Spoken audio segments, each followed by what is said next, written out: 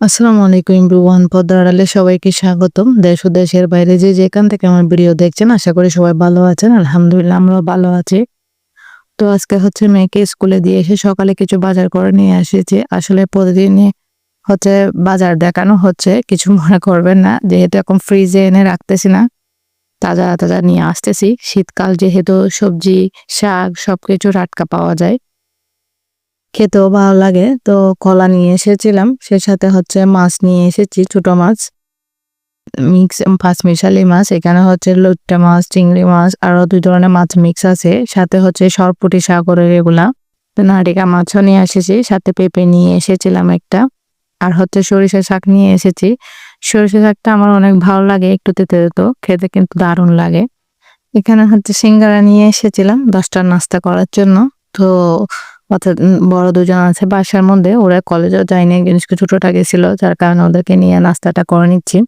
সাথে হচ্ছে অফ ক্যামেরায় নাস্তা করে এখন মাছ কেটে নিয়েছি। দেখুন মিক্স মাছগুলো কেটে একদম রেডি করে নিয়েছি প্লেটের মধ্যে। সাথে হচ্ছে সরপুঁটিগুলোও কেটে ফেলেছি। সে সাথে এগুলা হচ্ছে হাঁসা মাছ বলে আর কি বলে আমি জানি না, ভেন্ডি ভাজি কেটে নিয়েছি, সাথে শাকটাও কুটে নিয়েছি। সবগুলা একসাথে কুটে রেডি করে রাখলে না রান্না করতে দেরি হয় না। আসলে কি আর বলবো, আজকে অনেক মন খারাপ ছিল, ভিডিও আপলোড দিতে ইচ্ছেও করে নেই। বিপদ কিন্তু বলে কয়ে আসে না, আল্লাহ তাআলার দান এটা। আল্লাহ যাদেরকে বেশি ভালোবাসেন তাকে বিপদও দিবেন এবং সুখও দিবেন। সুখে দুঃখে তো মানুষের জীবন। তো হঠাৎ হচ্ছে হাসবেন্ড অসুস্থ, শুনে ভীষণ খারাপ লাগলো। বুঝতে পারছেন আমরা মধ্যবিত্ত, প্রবাসে অসুস্থ হলে দেখার মতো কেউ থাকে না। আর যেহেতু আমাদের ইনকামটা একমাত্র প্রবাসের মধ্যেই, ইনকাম যদি আসা বন্ধ হয়ে যায় দেখা যায় অনেক কষ্ট পড়ে যায়, ফ্যামিলি চলতেও অনেক কষ্ট হয়।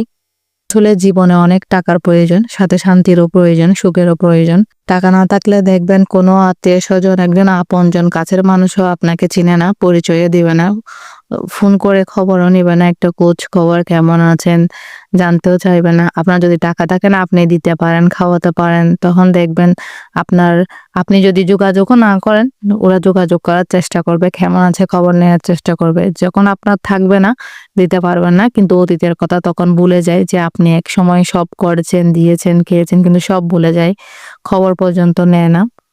পৃথিবীটা হচ্ছে এরকম স্বার্থপরের। সবাই দোয়া করবেন আমার হাজবেন্ডের জন্য, যেন আল্লাহ তাকে সুস্থ করে দেয় এবং ভালো করে দেয়।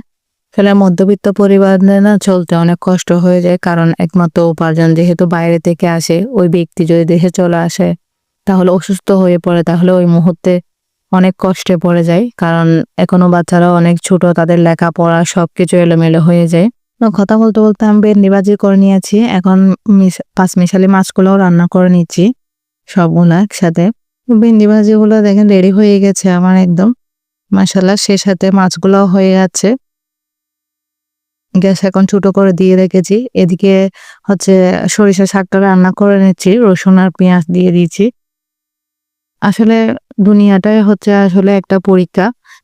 সুখ আর দুঃখে মিলে দুজন ভাই, কখন কি হবে কি আসবে কেউ জানে না। সরিষা শাকটা হচ্ছে আমি রান্না করে নিচ্ছি, তেলের মধ্যে রসুন আর পেঁয়াজ দিয়ে দিয়েছি। এখন দিয়ে দিচ্ছি ডাল, মুসুরের ডাল দিয়ে রান্না করলে আমার ভালো লাগে। আর না হলে চিংড়ি শুটকি, যেহেতু শুটকি নিয়ে এখন মুসুরের ডাল দিয়ে সরিষা শাকটা রান্না করে নেব। আমার বাচ্চারাও পছন্দ করে। সবাই দোয়া করবেন এবং সাপোর্ট করবেন যেন সামনে আগে যেতে পারি সুন্দরভাবে, শত বিপদের মাঝেও যেন সংসারটাকে সুন্দরভাবে, বাচ্চাদের ভবিষ্যৎ যেন সুন্দরভাবে গড়তে পারি, তারা যেন লেখাপড়াটা সুন্দরভাবে চালিয়ে যায়। দেখা যাচ্ছে ইউটিউবে রেগুলার ভিডিও না দিলে ভিউজ একদম কমে যাচ্ছে, লাইকও একদম কমে যায়, সাথে কমেন্টও। তো প্লিজ আপনারা সবাই সাপোর্ট করবেন এবং সাবস্ক্রাইব করবেন, বেল বাটন অন করে রাখবেন, পরবর্তী ভিডিও দেওয়ার সাথে সাথে যেন নোটিফিকেশন পৌঁছে যায়। সে সাথে সরিষা শাকটা রান্না হয়ে গেছে। এখন হচ্ছে আমি মাছগুলা তেলের মধ্যে ফ্রাই করে নিচ্ছি। এখানে হচ্ছে লবণ, মরিচ, হলুদের গুঁড়া দিয়ে মেখে নিয়েছিলাম, এখন তেলে বসিয়ে দিব। কারণ হচ্ছে গরম হওয়ার আগে একটু বসিয়ে দিচ্ছি, অনেক সময় দেখা যায় হাতের মধ্যে পড়ে। দুপুরের রান্না কমপ্লিট। ভালো থাকবেন, সুস্থ থাকবেন, আল্লাহ হাফেজ।